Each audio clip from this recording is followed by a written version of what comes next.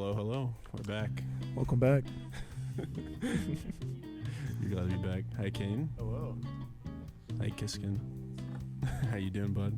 You ready to get into it? So tonight we're gonna first talk about Aphrodite and how she was born, right, into this beautiful world we have now, in Greek terms, I guess. So I guess I'll start it off with that.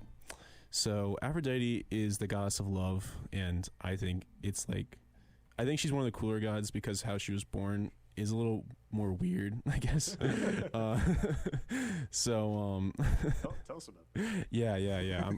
I'm gonna get there. So how she was born was kind of so Zeus, the kind of like all father of the Greeks, or not all father, but like the main guy of the main baddie of of the Greek world. Basically, he had a fight with his father Kronos, which was a Titan, and he cut up Kronos after the fight into many pieces, and one particular part down south he cut off and threw into the ocean, and Aphrodite was born from. Wait, what? Yeah. Wait, why did he do that to begin with? Why did he cut him off? Because so basically what happened was Kronos ate like all Zeus's brothers and sisters. So But why did he do that? why did he so it was funny. There was a prophecy that was given to Kronos when he was he was like the main like god before Zeus and all that. So he's the son of the main all-father. yeah, main all-father basically. Kronos is like the son of Uranus and Gaia, which is like this god of the sky or the universe and Earth. And basically what happened was there was a prophecy given to Kronos that one day one of his children will rise up above him and throw him off Olympus, basically. And in Kronos's panic, he decided to eat all his children and like swallow them whole. So what happened was he would eat all the kids and all that, and then what happened was his wife, I can't remember the name now of Kronos' wife, but Come on, man. my bad. I'll get back to that one some other time. But what happened was that she was sick of him eating all the kids, so she wrapped up a stone in cloth and gave it to him, and he swallowed it whole, not realizing that Zeus was in there. And she sent Zeus away to I can't remember the mountain range. It was a mountain somewhere in Greece, and he basically grew up with nymphs and like mystical creatures that helped raise him, especially like there was a goat that would feed him all the time. I can't remember the name, but the Capricorn, you know how it's a zodiac sign. So in a way, as a way to like give him back, he threw him into the sky and made him a zodiac sign. That's why we have a Capricorn as one of the zodiac signs. Is that actually why? Yeah, actually. Oh, shit.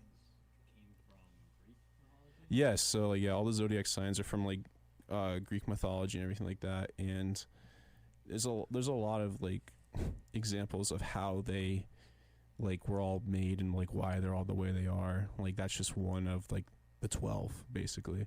And we'll probably go into that a different time another episode with the zodiac signs. But going back to Aphrodite, but Aphrodite was just like one of the more beautiful gods. She was the most beautiful god in Greece terms, and Zeus had a blacksmith, Hephaestus, that would make his like weapons, armors for all the Greeks at Olympus, and as a gift he allowed her to marry Aphrodite. But Aphrodite was not a fan of that, actually. She did not, because Hephaestus was so like unattractive, because he got thrown down a mountain when he was a young kid, and what happened was he got so disfigured and everything that he just didn't look He's Bro, they're so extra. Like, everything they do, it's like just like the most that you can do. yeah, they're just like, this kid, I just throw him down the mountain. But so as a gift, he allowed Aphrodite to marry Hephaestus, and what happened was Aphrodite was not a fan of this, and she decided she wanted to marry Ares, not marry, but she wanted to be with Ares instead. So she had a lot of kids with Ares, the god of war, instead of Hephaestus, which was kind of annoying, and that's why Hephaestus made Pandora box. That's why kind of Pandora comes from and everything. But yeah, I mean, Have you heard the thing about the throne with Hephaestus? Like Hephaestus' throne. Hephaestus' throne. No, you want to go into that? Yeah, it's the quickest Semitic Greek introduction to it, and the idea is that after Zeus's wife casts Hephaestus off the mountainside and he's raised, he plots and he spends his entire childhood building these chairs, and he sends the chairs to the three main goddesses in Olympus, and then as soon as his mother, who cast him down, sits in the chair, it traps her, and so Zeus sends all of his kids, including Aphrodite, down to try and figure it out, and it ends up being the wine man himself who brings Hephaestus back drunk, and so in a drunken rage, he's like, I'll let my mom go if I can marry Aphrodite. Aphrodite goes, She's and like, she ends up marrying Ares. She's like, I don't want that. I actually didn't know that. So I've definitely heard of that to an extent. I knew it was like given to him by not her choice and all that, but I just didn't know exactly how. But that's kind of cool. Like, so he put her in the chair because of her throwing him down the mountain. Yeah. So like they send Dionysus and Ares down, and so originally Aphrodite can't actually seduce him, and Ares can't threaten him. So they send Dionysus down, and he gets him drunk. But the whole idea is that the throne, like they can't get it off her, and the only person who can unset it is the guy who put her there. It's the guy that brings the wine. So, yeah. But another kind of lovey-dovey Greek character is Eros, which is Cupid. Cupid's arrows. Yeah, I think that's kind of why it's called Eros, because he shoots arrows at people, unsuspecting victims. Is that actually why? That sounds like a bad pun in like a rap song. Arrows? His arrows, because he shoots arrows at people. That could be a bad pun. Honestly. You never know, but I think so. It's kind of funny.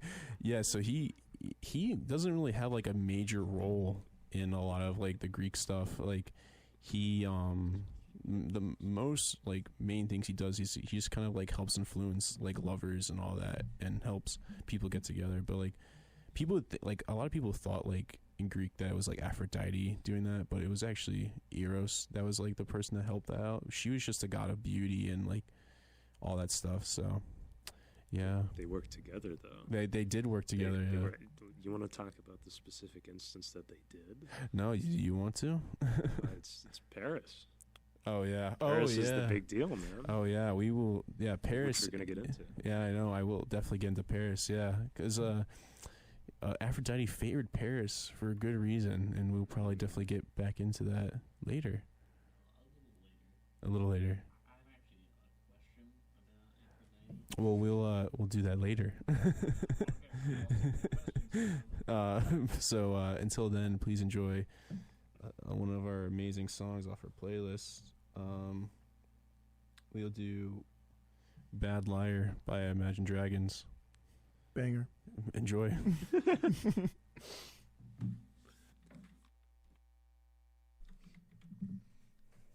Hello. Sup? How's everyone doing? Great. Wonderful. Oh yeah. Okay, Kane. Kiskin, this is your segment now. Now each week we're going to do a Q&A with Kiskin. Kiskin's going to ask a question, and we're going to answer it to our best abilities. I hope these are good questions. I don't believe you. You're one of the most sarcastic people I know. I don't believe that these will be that deep. But I think he's gaslighting you. I am gaslighting you a little bit. But, all right, Kiskin, the floor is yours. All right. Made this question about love because Valentine's Day and whatnot. Mm-hmm. So I was wondering, what do you guys think? Of what? Is love more of biological or social conditioning? Is love more of a biological or social conditioning? That's a good question. Oh, jinx. Kane, do you have an answer for this? Because I have an answer. So do I. You know what? I'll let you guys go first because I'm still thinking. All right. I'll let you go there, love guru. Definitely not a love guru, but okay. Come on, man. We know you are. No. Shout out to...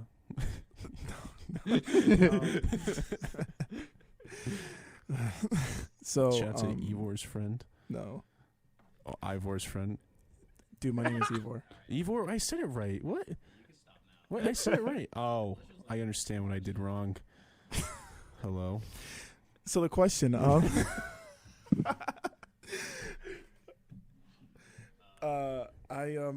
I'm being honest, I think that it kind of relates to like my answer to like the nature versus nurture debate, where like I think it can't be one way or the other. Like it has to be like a mixture of both. And I know that can feel kind of a cop-out answer, Mm-hmm. but I've known people that have been like conditioned to not love, that cannot help it within themselves to love. And then I've had people that have kind of felt through the opposite. They've kind of felt like a pressure to be involved in romance, and they just like kind of are unable to. I would say I lean more towards like the biological side, because everyone has some sort of like love, right? But when it comes to like romantic love, we tend to like assume that everyone shares a relatively similar idea of what they want out of love and romance, but the world is too big where there has to be people out there that genuinely cannot like experience the same type of love that we do. And that kind of makes me think like it can't be just biologically. Think of like asexual people, right? Like these are people that are literally incapable of being like sexually attracted to someone, which is in my opinion like a big part of like love in general. So if it really is like a social like construct where we built up this kind of status quo where it's like, this is how you are going Is that a to reference to High School Musical? what? Status quo, High School Musical. Oh yeah, totally, bro. But You know what I'm talking about. Stick to the status quo. yeah, I just almost lost my train of thought. Thanks, man. But yeah, so if it really was a social thing, then asexual people would not be pushing that their sexuality so far, because it goes against that social status quo.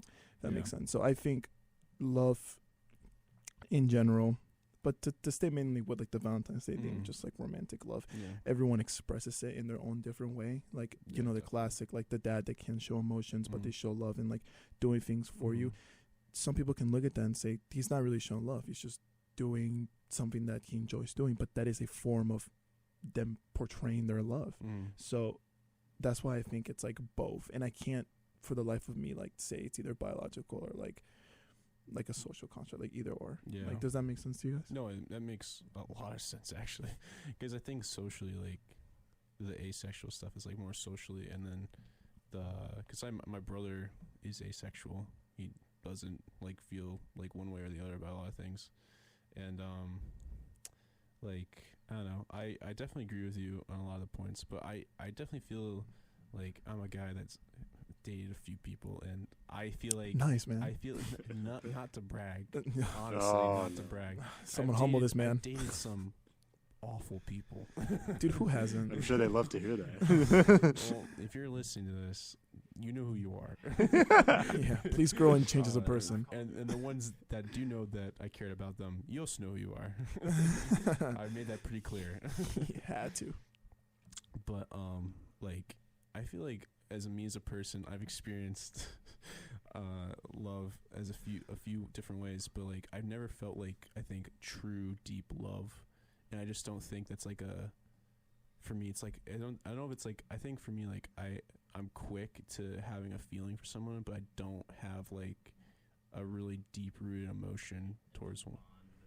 No, yeah, I can't. How do you know that though? How do I know that? Because I've dated some people where I've literally just been like, yeah, I like you, it's cool, great, and then we start dating, and I'm just like halfway through, I'm just like, I only dated you because I just thought it was like the right thing to do, but in reality, it was not for me. Like, and that's just the thing of like the social thing of like you have to have a girlfriend, you have to have a boyfriend, you have to like that stuff, and that's what I feel like at those times where I felt like I needed to, I needed to have love, I needed to have these things, but in reality, it's like I think I was just lying to myself a lot of time because other people I knew had girlfriends, had boyfriends at the time. And I was just like, you know, I gotta get on that bandwagon. I gotta get on that train. And then I get on these trains and I date these awful people that treat me like garbage. And it's just like, you know, it just kind of like inverts the way, like how I experience love, I guess, you know?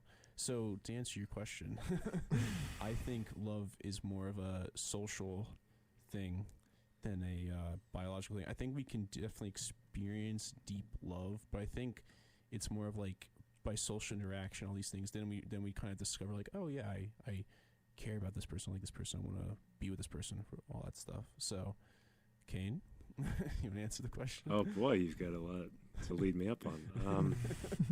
I have some thoughts on what you said, Liam. I think there's something to be said for what we define as a concept of love, which I think is entirely made up of how our social circles have treated it. So, you know, most of the population here has been raised in an environment where you're expected to, you're expected to be straight, you know, according to your gender, and you're expected to have aspects of masculinity or femininity. And so I think that heavily applies to what type of relationship you need to be in love in. But physically, at least biologically, Johns Hopkins did a study on how your neurolinks affect not just your sexuality, but the release of dopamine that you get from being what we understand to be in love with somebody else. And it basically says each of these neurolinks in most of us are on the same track. It's the explanation for why certain people have certain fetishes, is that some of those links are swapped or they're put right next to each other. So I was gonna say like those are one of like for foot fetish. Yeah, It's the classic. It's right. It's the neural synapse for the activation of the nerves in your right feet. next to like where you experience love. It's right next to the one for a genitals. lot of people, because like a lot of people don't have that problem. No, and it's the exact it's what you were talking about with some people who are asexual. Some of those people don't have fully developed synapses, and it's not that there's anything wrong with them. It's just primarily the fact, you know, it's the reason some people are attracted to girls if they're a girl, or boys, or a cross between that. But I mean, that's delving into sexuality. But I think that has a lot to do with what we tie to being in love. So I would say, as a full answer, biologically would probably be a good definition for a stepping point. Were we going to comment about what I said before? Sure. Yeah, please tell us. Yeah, Matt, come on, please tell us your concept of love. Go ahead, Kiskin. Love to hear what Kiskin has to say. Love is about playing this. league with your partner. This is my favorite part when you answer the question.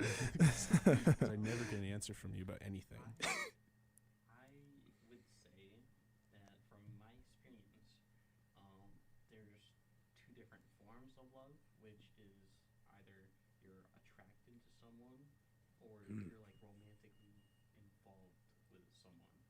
So like either you actually like who they are, or at a first glance you can kind of see like, oh, I'm attracted to their body, and they're can you hear them through the headset? They're basically when like beauty standards change from decade to decade, which is obviously social. Give your mic to Ivor real quick. Ivor. Yeah, Ivor. Sorry. I keep messing up, dude. Dude, if you do it one more time, I'm going to leave the show. No, that's Get up and leave. Switch your mic over to him, just because. No, just Oh. move it. Because Why? I think his mic's not working. Dude, my mic okay. wasn't working. I don't think so. Oh no. Me and Kiskin are like about to kiss, bro. Oh. Alright. This is not love. We're This literally is in love. different topics. All right, so it wasn't working from the start of that. So I don't think it's because I have my little. But thing here. Ivor, you said you heard it. You can hear him through your headset, right? No, I can hear Liam and Kane, but I can't hear I Kiskin. thought you. Oh, so you this said is from the first time, beginning. Kiskin, so Ah. no But one's it's- heard you, Kiskin. So Kiskin. Please reiterate the question. All right. The question was, is love more of a biological or social condition or thing? And now I'm going to answer the question because I'll let everyone else go. And I'll have to answer it again because my mic was all off or something. But It's all wrong, man. It's all wrong. I would say there's a difference between being attracted to somebody and being romantically involved with someone. And from like a first glance, right, you can see whether or not you're attracted to someone. But then if you actually get to know them and their personality, then you would want to get romantically involved with them. So the part where you see them at first sight is kind of a beauty standard thing. So back in like the 70s, 60s, right? People would be attracted like smaller butts, right? And now, Dude, what?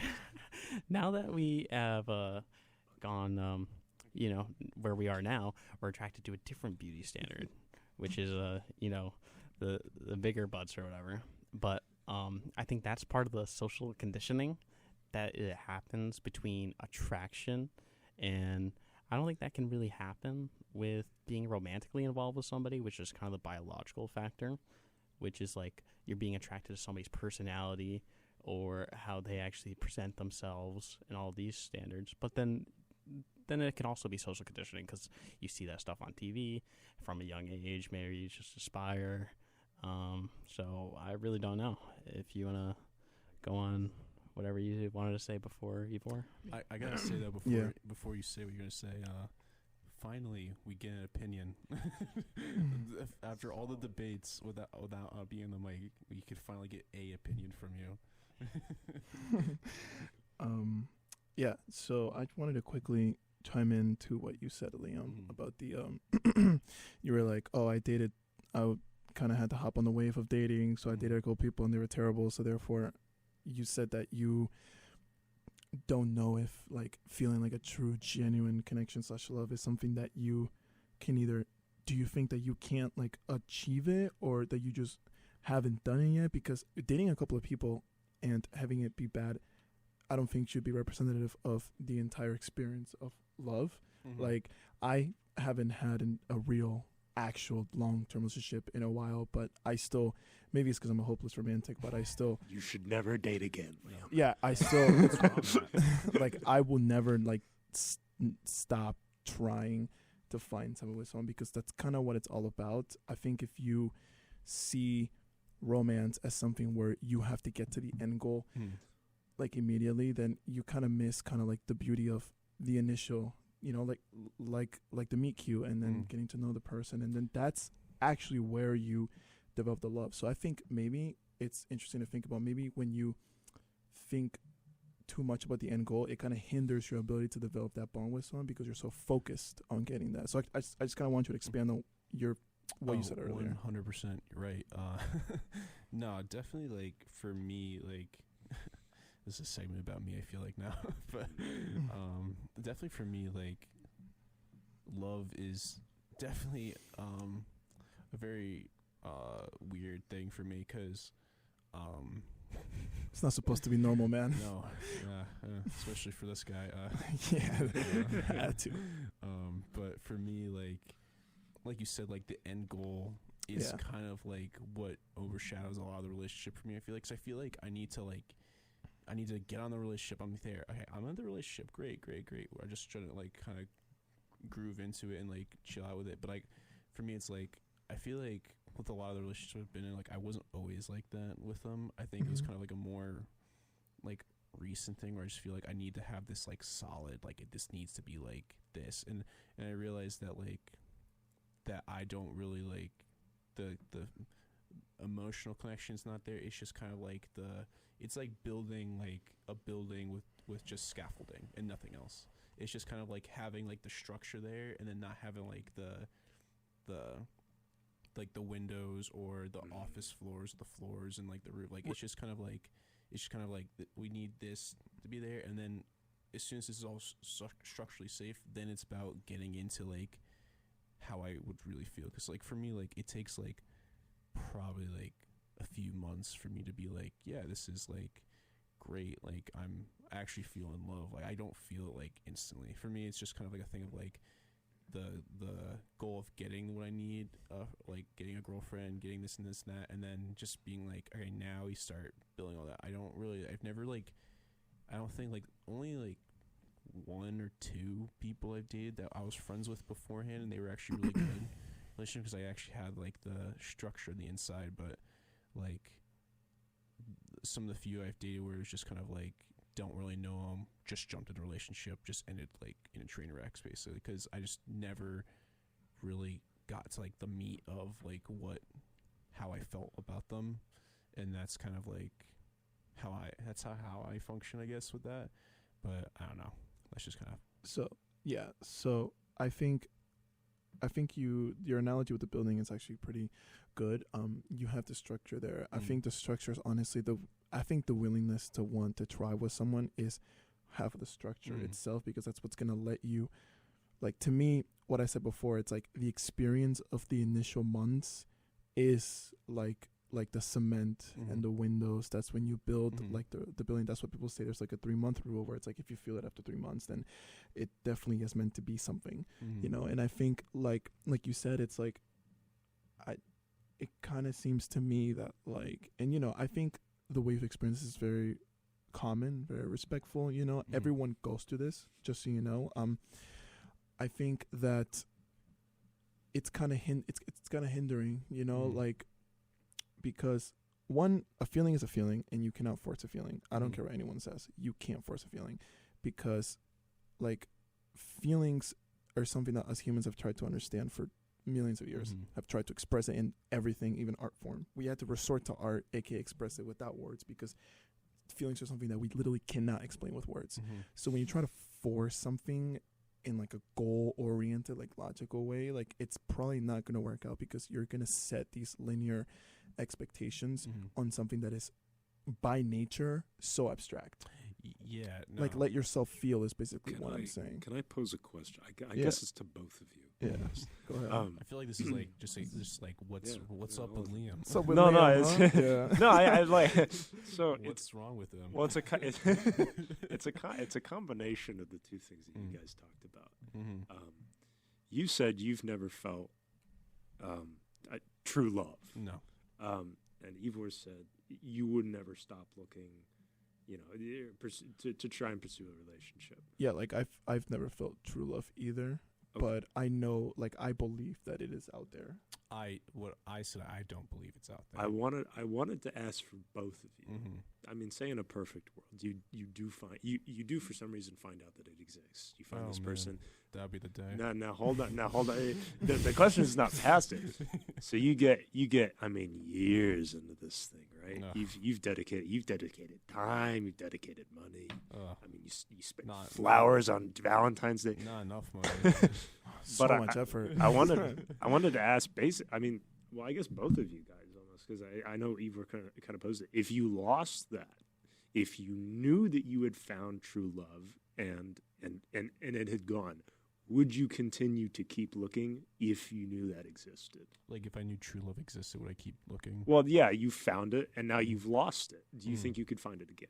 Oh, so like you're saying, if I actually found true love and then lost and then you lost that person in your life, are you going to go out and do it again? So I'm at a point in my life, I think, that where if that were the case, I just think I would be like very much not a believer. Like, if I found true love and it was like time and effort and all this stuff, I was with them for years and years and years, I just don't think I would be able to like have a feeling of like that feeling again. You know what I mean? Like, even if I did find true love again, it wouldn't be as deep as like the first true love, if that was a thing, because I feel like you don't, like, a lot of people say, don't forget your first, and like it's like that can mean a lot of things, but that could also mean like love, for example, like true love. Like, it'd be, I feel like it'd be like a daunting thing that would hang over me a lot of time. Even if I found true love again, it wouldn't be as like I feel like pure or deep as that. You know, what do you guys say, Kiskin?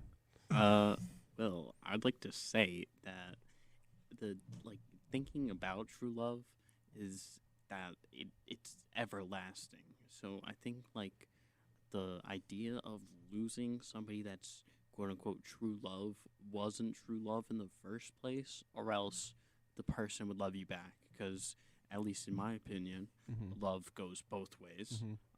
You can't just like love someone and they don't care about you. It's not true love. You can. There's the unrequited love is definitely a concept. Like true love. You think that's true love? Yeah, I mean, if the person has to love me back, that's a shame. But how does that invalidate my personal love for them? Like, I'm not allowed to love someone if they don't love me back. Like, I don't think that's what you meant. I think what you meant was that you can love someone like deeply, and if they don't love you back, it's not true. It's not true. Not like true love as in the idea. He's saying like imagine like the Disney princess, like Cinderella story true of, love like, stuff like that, where like both of them like clicked. Well, that what we need to define. He's saying like imagine like where it's like they both click. That's true love. He's saying like if one clicks and the other one doesn't click, that's not true love, because at that point you're not like in a relationship in that, like it's not like true. Like what I understand what you're trying to say is like if you're not like together after this true love thing, it's not true love then, you know? Oh, yeah, I agree. Okay, yeah, that makes sense. You just love them. He's saying like true love is like you both clicked and then you're both like now we're together, now we're dating. That's what you meant, right? Yeah, so I think it's like I think a question is kind of a contradiction to what is actually trying to ask. Is that somebody that you felt was true love actually left you, but then it's not actually true love. That's how I see it.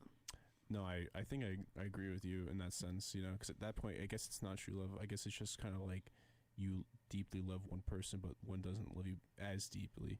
That's not true love. But like true love would be like you get married and you're with them until you're gone from this earth. You know what I mean? Like that's true love. I feel like, you know.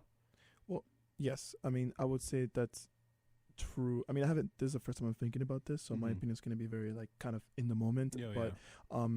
I guess if you're defining true love in a sense of like a partner, finding someone that to like share like both, like to actually be with, right? Yes, I agree with that. But like my personal, if I were to define true love, like in a general sense, just love in general, I think true love can be literally found like anywhere. Like think about like a dog, for example. Like a dog loves their owner, and the owner could be like really bad, like really really bad to them, and the dog can still like love them back, like they have like be really loyalty, stupid to them. And like I've seen dogs develop that loyalty where like they will never get rid of it.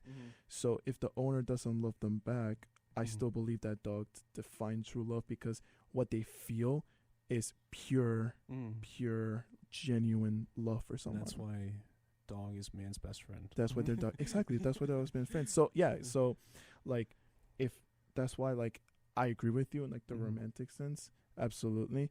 I just do believe that like humans' ability like to love can be universal, and we should embrace that. Any closing remarks from Kiskin?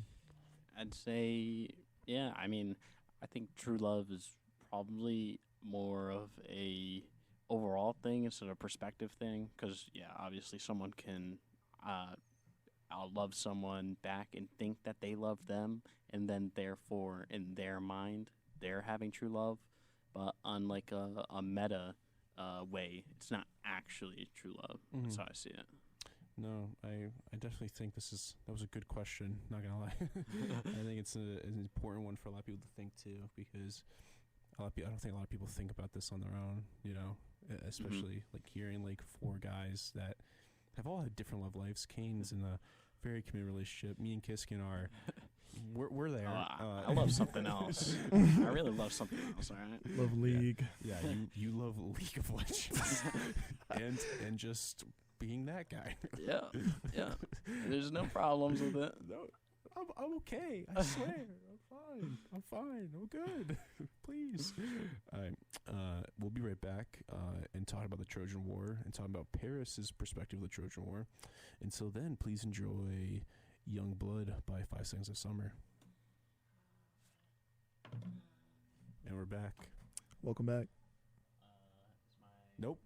No. All right, come here, Kiska. Come here. Come here. I will Yeah, I will my text mic is- Jay-Z about this. My mic is not working, so So you guys were sharing a mic. This is cute. Oh. It's kind of adorable. Wait, speak into the mic. hello.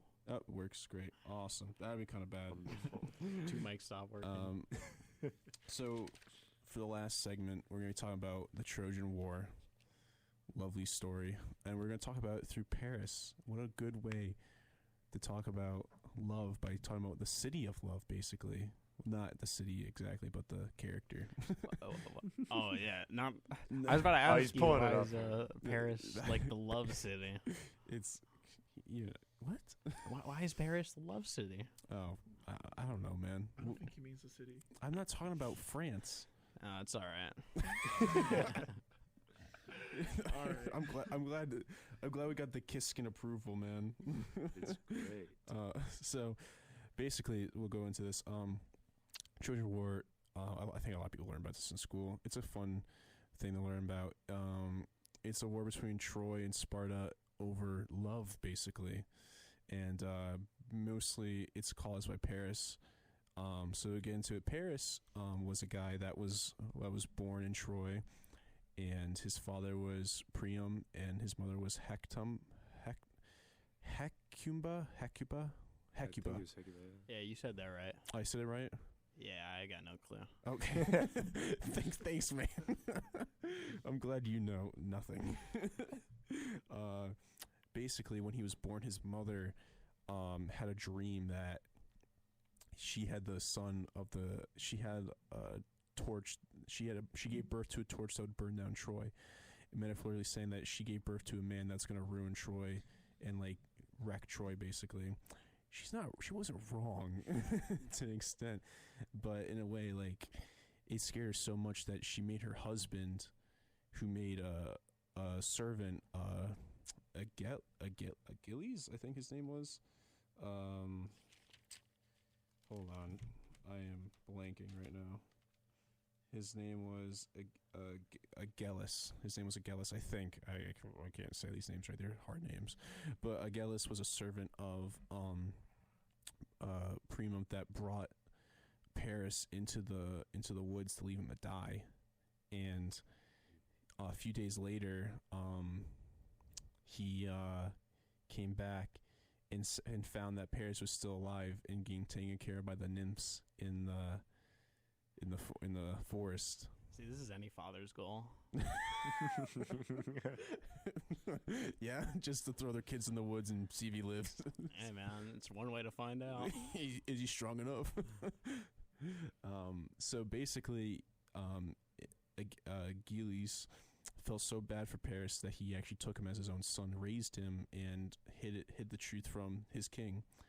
And later on, Paris grew up to be a very nice-looking man, grew up to be very strong and very intelligent and everything. And one day the king sent his servants into the woods where he lived and wanted to get a bull for a competition. And what happened was they took Paris's bull because they thought it was the nicest bull in the woods and everything. And they brought it back to Troy. Paris wanted to get his bull back. It was his favorite bull. I don't know why the guy had a pet bull, but hey, whatever floats Paris's boat. Basically, he brought it back to Troy, and then Paris followed them to Troy, and there's a competition for the bull, and Paris got involved in the competition. He won the competition, and at the end, Achilles basically was like, "This is your son. I actually kept him alive. He didn't die in the woods." Yada yada yada. Basically explained to the king that he didn't actually do what he was told, and Priam felt bad and was like, "Okay, I'll take him in." Brought back Paris into the city, and helped let him be royalty again in Troy. Later on, Zeus, the Greek god, chose Paris to pick between the three goddess Ares, Aphrodite, and Athena, and wanted to give him an apple that had the words for the Ferris on it, a golden apple for Ferris, and he told Paris, I want you to give this golden apple to the prettiest god of your choosing. And Paris was gonna pick clearly Aphrodite, but each god, before he could make a choice, gave him an ultimatum of what they would give him if he picked them. So Hera said he'd make him a great ruler and a powerful king, make him a great kingdom and all this. Athena offered him great battle wisdom, made him a great warrior, and Aphrodite offered him the hand of Helena from Sparta. And Helena was already married at the time to the 2-for-1 deal, man. to the king. So he clearly chose true love over war tactics and being a ruler and everything. And eventually he met with her. He went to Sparta, sailed over, and Can I explain like the reasoning? Yeah. For after that. So the basis of why it's not a full-hearted intention. So basically, Aphrodite has this running gamble with Menelaus, who's Agamemnon's brother, and Menelaus is married to Helena of Troy. And the deal is that him and his brother basically conquered the entire world apart from Troy. Troy, yeah, because Troy has the highest walls and the most impenetrable walls. So besides this city across the sea, Agamemnon and his brother have been able to conquer for at least 30, 40 years. And part of the reason for this is because as Aphrodite is currently married to Ares, she has this sort of hand in favor with him. And so when Menelaus prays to Aphrodite and Ares to grant him victory in battle, they do it. But one of the conditions that Ares gives him is something that his wife Aphrodite requests, which is that, she be able to, marry and also have 20 sheep slaughtered for her, which is, an appropriate response, obviously. Yeah, that's a little weird. I don't know about that. But the problem is, after a 20-year-long campaign in the Sparta. Parisians and Sparta, he don't do it. he don't give her the sheep. Guy. So Aphrodite holds this grudge against him and says, "You know what? I'm going to send this guy over to elope with your wife." Yeah, and that's why this he is the offered. And this is the kickoff. Yeah. It's exactly why she offered Helena of Sparta to Paris. Paris fully knew that she was married, but he didn't care because she was the most beautiful girl in like all of Sparta, all of Greece, everything, and any guy would have been lucky to have her. And Paris was one of the lucky guys to have her. And basically, what happened was he set it over. He took her away and stole her away from Sparta back to Troy. And when he got back to Troy, Menelaus, right? Is that his name? That Helena's husband. Menelaus. Yeah. I can't pronounce her name right. Menelaus got pretty angry and actually requested to go to war with Troy and over his wife. And what happened was they sailed over to Troy, and what happened was they picked up Achilles on the way, found him on an island. I'll go into Achilles' story a different time, but basically they got Achilles and his cousin, and they went over to What, Patroclus? Patroclus, Yeah. They went over to the island and Troy or whatever, not the island, but and they started to declare war on them, and it was a pretty long battle. It took a very long time. Eventually, though, Hector, which was Paris' brother, forced Paris to fight Menelaus on the field of battle because Hector's getting pretty angry about this, about Paris' because of Paris' naughty behavior of trying to steal man's wife. And what happened was they start fighting, and Paris is not a great fighter, but he's great at the bow and arrow, but he's really not a good fighter. And what happened was he was losing, about to die, and Hector stepped in and killed Menelaus, right? Or Well, here's the point of contention is that what a lot of people so basically Hector, they're gonna fight each other, but Paris is like, no, I don't want to. Can I choose someone? So Paris goes out. He's like, I won't fight Menelaus, but I will fight anyone he chooses to fight for me. And so Menelaus goes, all right. And so he just sends out Achilles, who's going to, drop a spear with the back of his head. Yeah. But he doesn't show up. So what actually ends up happening is that Ajax the Great, says, you know what? You know who's the second best guy we got is his cousin. Is Patroclus, his cousin. So he sends it out. And so Paris goes, okay, I'd choose Hector to fight for me. And Hector goes out and he kills the great Achilles, but it's not Achilles. No. It's Patroclus. And Achilles, in anger, decided to hunt down Hector and fight him and challenge him outside the walls of Troy. And Achilles, in his anger, kills Hector, because Hector's a great fighter too, but Achilles is like the best fighter, like one of the best fighters ever. And he beats Hector. And in a disrespectful way, he didn't give the body back. He tied Hector to a chariot and rode him around and swore he would never let him get buried, so he can never go to the River Niles. And how do you guys? What are you thinking, Matt? Like you die. Your greatest enemy has fell you. They've just drove a dagger into your heart, and you've got 5 seconds to say, "This is how I want to die, but please don't tie me to the back of a chariot." How are you going out? I would hug him and forgive him. Oh, no, it's not supposed to go this way. It's not like that, man. Yeah, but like, what if you had a good reason to stab me? This guy's like, I agree with him, man. He stole his wife. Kiskin? I would say, make love, forgive. It's all about love, right? It's all about love. All this is happening because of true love.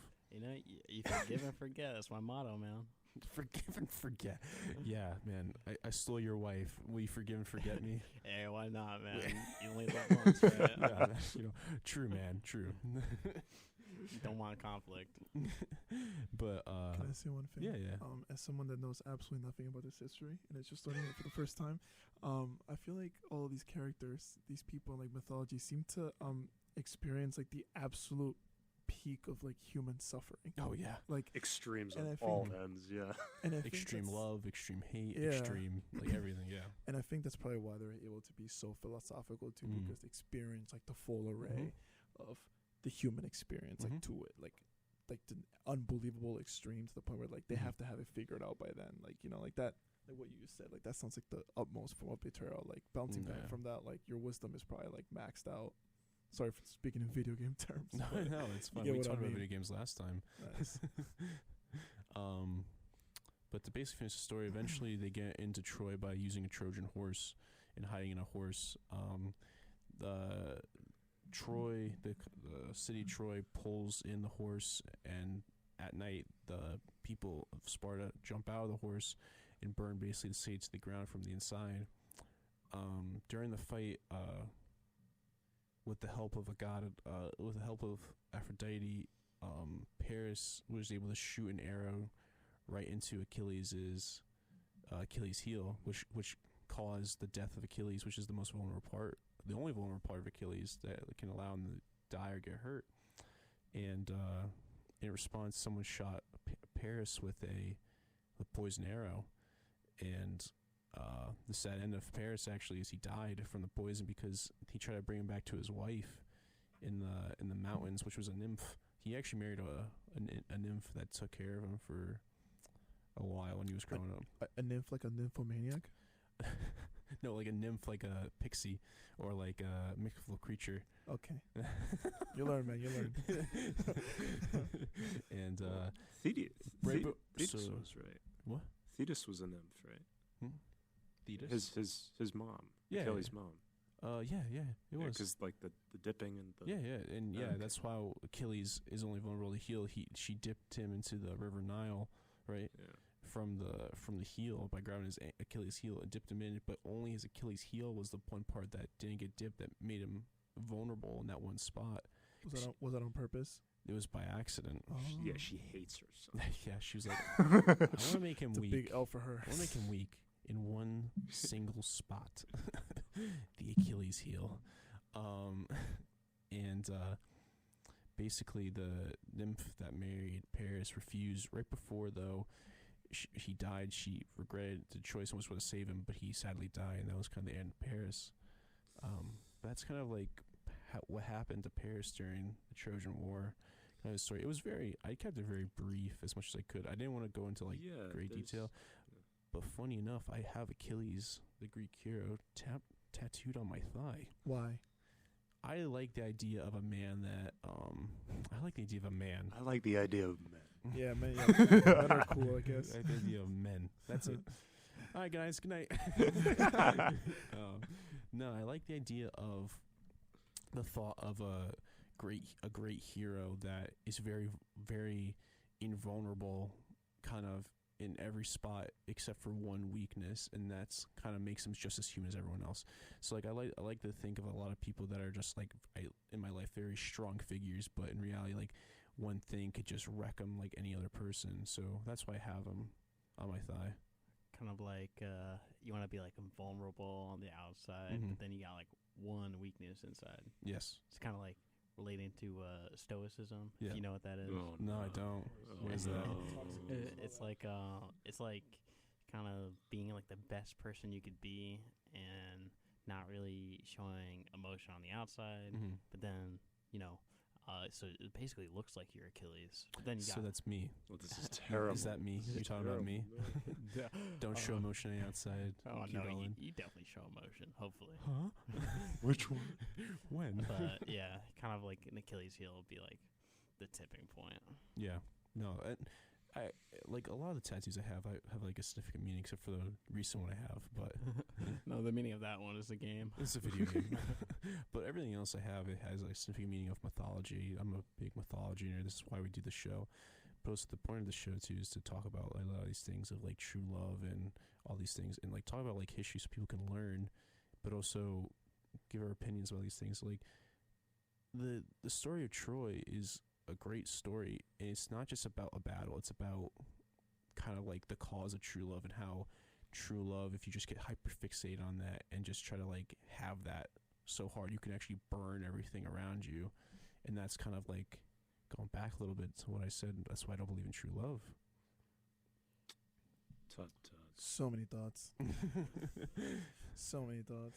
But no, but it's like the story is just so about true love and how he just like does everything to have this girl, keeps her in this city, and like does everything, and but eventually it all crashes and burns around. He loses everything for this one girl, you know. Yes. And I understand why someone would reach to that conclusion like yourself. Mhm. Like I get it. Like it's difficult.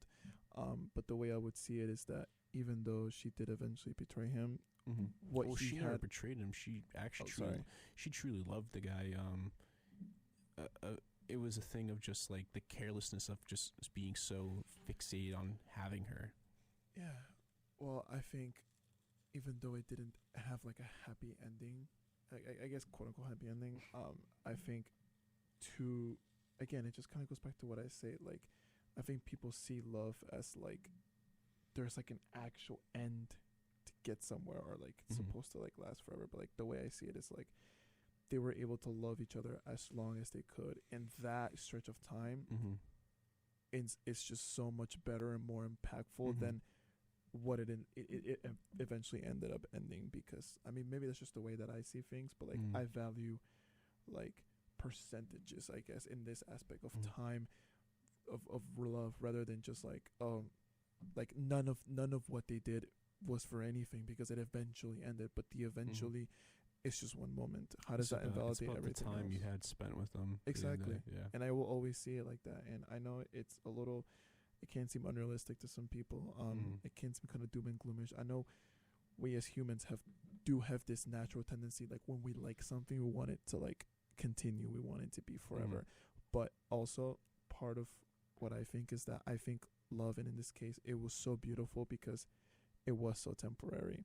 And like, that's the reality of everything. It doesn't matter how good something is or how stable it can seem. Like, nothing. The only thing that is like certain is that stuff is uncertain, and it can leave you at any point. So I think instead of, you know, not really sulking, but just kind of like swimming in the end goal, why not just enjoy everything else? And when it comes, it comes, and you know, you pick yourself back up. I know it's difficult.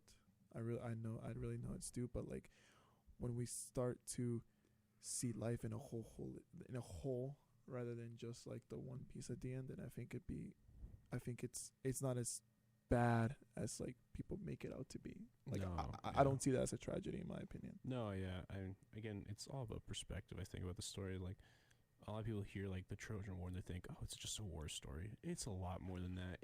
There's so many like elements with it. There's true love, there's grief, there's anger, there's vengeance. There's so much to it. And like I know I just went over like just clip notes of just kind of like the story of Troy. It's a good story just to read on your own if anyone's listening. Like, just like read the story, watch the movie if you even want to watch the movie. Brad Pitt. There is a movie. Yeah, Brad Oh, Pitt. yeah. Is it called Troy?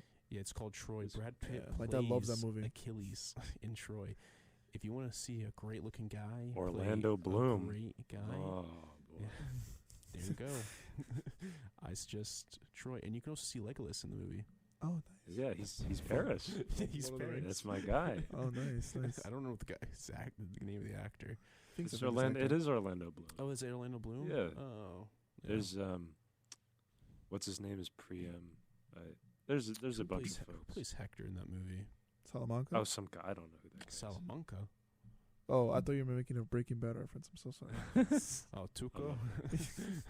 There's okay. I got one for you. So I'll preface history. Tight, man. Tight. You keep making this for me. I've got a bit of a layout of a story, and then I'm going to ask you a comparison question. Okay. So there's a different alternative version of the story. Under different names, under different contexts. Still a different type of Greek mythology, but still follows the same principles. Except this stuff is recorded by Homer and Sophocles. So the story goes, and I'll preface before. There's this kid named Oedipus. Oedipus grows up. Thales, who's the king of Thebes, has this kid with his wife Jocasta. And Thais gets this prophecy. Your kid is gonna burn your kingdom to the ground. Yeah. It's gonna die. It's the same thing as Paris. So he does the same exact thing. He tells his servant to go out and nail this kid to a tree by his feet and just leave him there. You said pull the Jesus on him. Yeah. So this kid gets nailed to a tree. He gets nailed to a rock. I can't remember which it is, by the servant. And then the servant comes back. He sees, this guy, he's still alive. He goes, well, you know.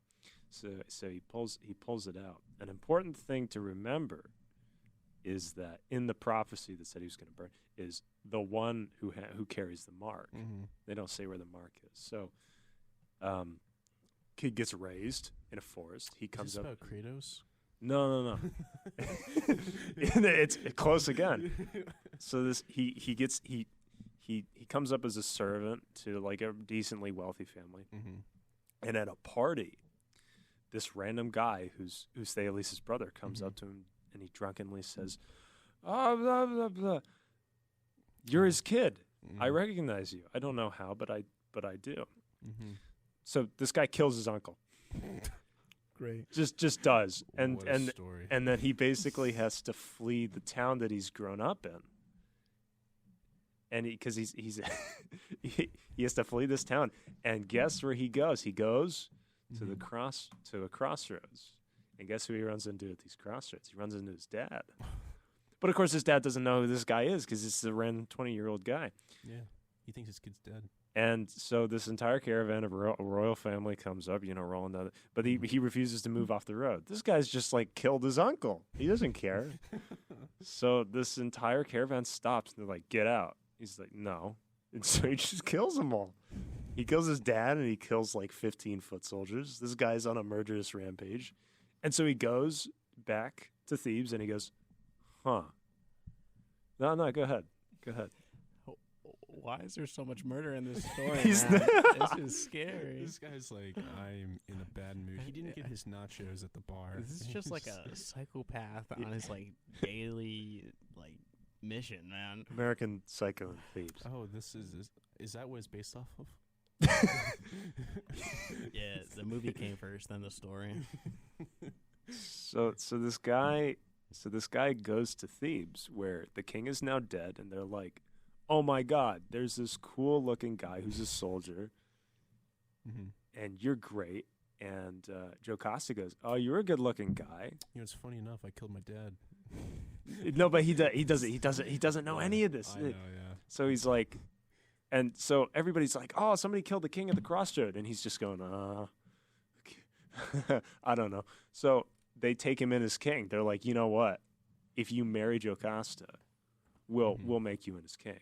And if you give her a son, we'll give you the whole kingdom.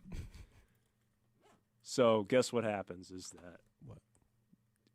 Oedipus has a little fornication with his own mother without knowing it. Huh? Oh gosh. Because nobody knows this is back. He's back to he's back. He's fulfilling it. And then guess what? Another drunken uncle comes up to him at a party and says, guess what? I recognize you. You just had a kid with your mom. What? And so Oedipus stabs his eyes out. Oh my God. And after that, when Jocasta hears the news, she hangs herself. And then the entire kingdom burns down. So the question I have for all of you, which went better? I would not. The story of Oedipus or Paris? I would take. So I don't know. Who would you rather be? Paris. I'm sorry, bro. Like No I one don't. saw my face, but I'm considering it. I don't mess with incest, bro. It's not horrible. I already know. Explain to me why it's not horrible. All right, man. No, wait, no. Oh, No, all right. no. Like I'd probably be Paris though. I'll be honest. I'm gonna bleep I wouldn't- everything this guy says. Dump it all, man. Nah, it's stabbing your eyes out is just terrible, man. So I would definitely do Paris. There's no question. I would never want to be with my mom. There's Yeah, like nothing same. that would ever make me. You wouldn't know. You know what? You know what, man? You wouldn't know. I still wouldn't, man. I still wouldn't. Because I would just like what would happen is I'd find out, gouge my eyes out. So it'd be the same. I would be at the same spot. I wouldn't gouge my eyes out. That's what he I don't did. understand what the eyes. I would have cut a different part of my body. If I'm being real. Like, Well, I think it's the thought. 'Cause I think he died after. It's to make sure he doesn't see his children. Oh. what? To make Yeah, sure he doesn't it's see to make his sure he children? doesn't see his children because he's like, Oh. these are abominations. So I don't want to see these kids anymore. die I think that's kind of after? selfish. No, he lives. He- He lives. He lives as a peasant in the streets of Thebes. Yeah, man. I just. do You sure you wouldn't Paris. wanna be Paris? I'm Paris all the way. There's Yeah. no way. I couldn't like live with the memory and without my eyesight. There's just no way. Honestly, Oedipus sounds like a drama queen. Like, kinda, You'd be a great diva. he really would. No, I would say. Nothing a little therapy can't help, right? Bro, he needs the Yeah, blunt is what he needs. So wait, would you go to family therapy or couples therapy with your mom at that Ah. point? Dude, All right, man. I think that's the same thing, man. Is it? that's just therapy, man. It's just therapy. Oh, that's another stage of therapy. That's just messed up therapy. So before we end, I want to ask you, Kiskin, do you actually believe in true love? I didn't hear your answer. Oh, do I believe in true love? Yeah, do you think you're gonna find that one person that's gonna love you for you in all your capacities? Elevator game. Just to name Literally. a few, I just think it's league. I think it's super all the things hard. about you, because I know you're Online or what's real your life? rank on League? Oh yeah, silver 4. I know. I know. You can start praising me. It's all right. But it's really hard to define what true love really is, because then some people would say, it's putting your partner above everything, but then that also comes with ramifications for friendships and financial issues, and maybe you take out a ton of if you do everything for your partner, right? You would have to know the future in order to get the best future, because then, if I do everything for my partner, I'm going to take out loans. I'm going to buy them everything they want. Yeah. But then later on, it's going to end up, you're going to be in debt. Unless you know, Saddest story I've heard. what your partner actually wants. And I think that's pretty impossible. All right, would you rather be Paris, the other guy, or Matt? Would you rather be Paris, Epidus, or me? Can I quickly respond to that, Kiskin? Yeah, sure. I think what you were To the- trying to to the say. 3-part question, or to what he said. I think what you're trying to say is that true love is something that one really needs to define for themselves, and I completely agree for that. When we start to bring in expectations of this is what true love is, and this is how you should feel it, and this is how you should express it, and it goes back to what I've said back in the talk before. Like, you're so right. Like, I think every person has their own way of expressing that true love, and it's good to have that defined for themselves, so they can find a partner that matches that. Like, for example, I wouldn't want my partner to do what you just said, like just get indebted just to buy me everything. stuff. Like, buying material things are so relevant. I'd rather them just express it differently. Spice this relation up if you just had massive amount of debt. Yeah, that's so hot. Like, debt. Oh my god. Man, if you just gave away everything for me. Go back to college again. All that student loans. Come on. Dude. Oh, man. Oh man. That's the best. That plus loan, man. Oof. That loves that, just paying off loans. Guarantee it. There's one. And there's man. probably a girl that loves taking out loans. It's true love. Oh, I work at financial aid office. People do love taking out loans. They love it. Ugh. But yeah. Yeah. Here, I'll finish off with a little easy to answer question. Hopefully, All right. do you think that there is a right age to where you can actually find love? No. What do you mean by that? Do you think a 7-year-old could find love? Okay. At the end of the show. Wait, that's a wait. Do I think a 7-year-old can find love? Yeah. That is the dumbest question. Wait. you've asked. Yo. Bro, let's not get into what. That's a really weird question. I'm gonna dump that. Hey, man. It's the hard questions people don't want to answer. Like, why did you say 7 specifically, bro? All right, fine. 8. Dude.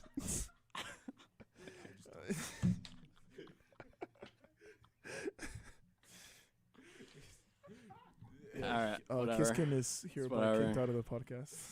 Give me this. Give me this now. That's asking the I'll raise you 18. How about that? That's asking the whole. On that note.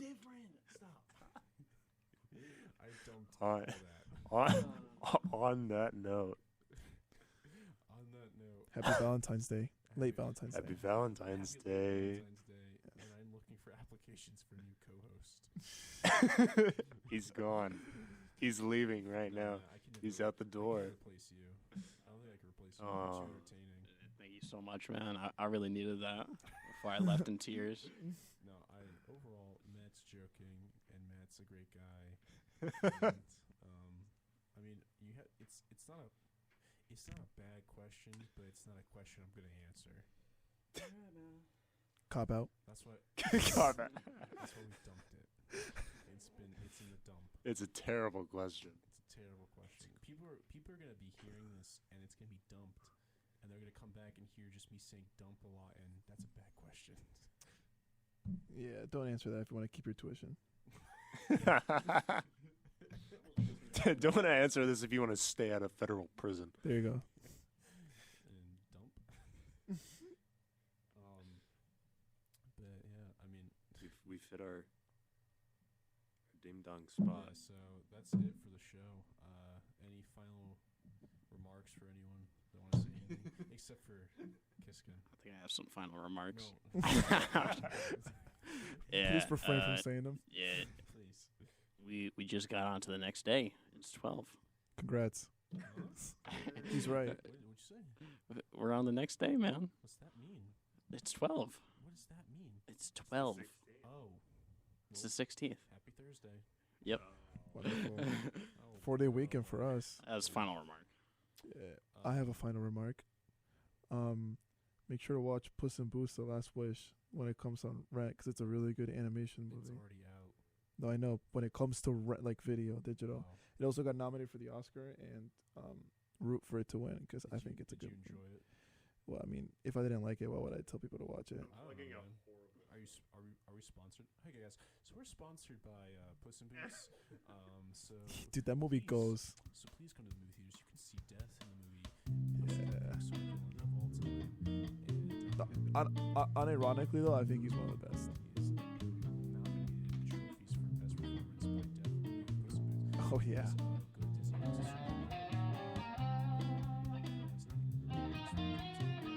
I hate brands. All brands suck. I hate League. What? Next week we'll talk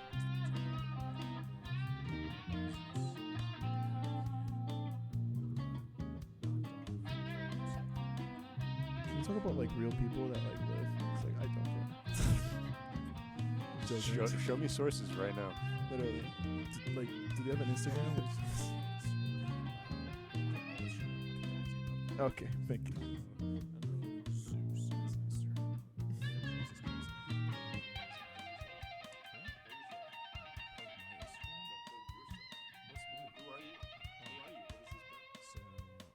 I'm Liam. Right there, mate. You're listening to the Lounge Around podcast. Stick around for more. You're gonna want to hear this. The following is guaranteed to knock your ears right off. Not intended for the faint of heart.